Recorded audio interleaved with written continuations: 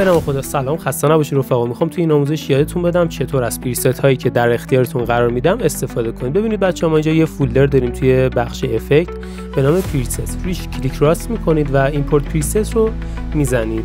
شما وقتی که اون پکی که در اختیارتون قرار دادم رو باز کنید، میبینید که توش دو تا دونه پریست هست.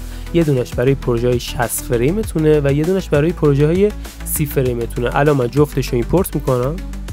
خب حالا این پروژه من همونطوری که اینجا میبینید 30 فریمیه، خب 60 فریم نیست. خب حالا من اینجا تکستم رو وارد میکنم.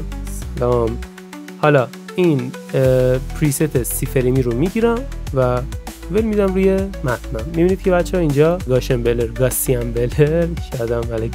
بلر و اوپاسیتی من اینجا وارد شده. حالا برای مثال من طول تکستم 2 ثانیه است. حالا باید چیکار کنم؟ چطور باید اینو تنظیمش کنم؟ حالا من اینو 2 ثانیه کردم. این 4 تا کی فریم و 2 تا برای بلرنس گاسیان بلر، آدم یادش میره.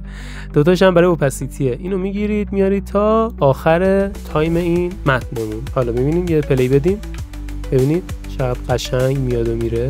فوق العاده عالی، فوق العاده عالی، خیلی قشنگ و تمیز شد. به همین راحتی و همین خوشمزگی. دوستتون دارم، امیدوارم که بهترین استفاده رو بکنید و بهترین رو در اختیارتون قرار بدم. یا علی.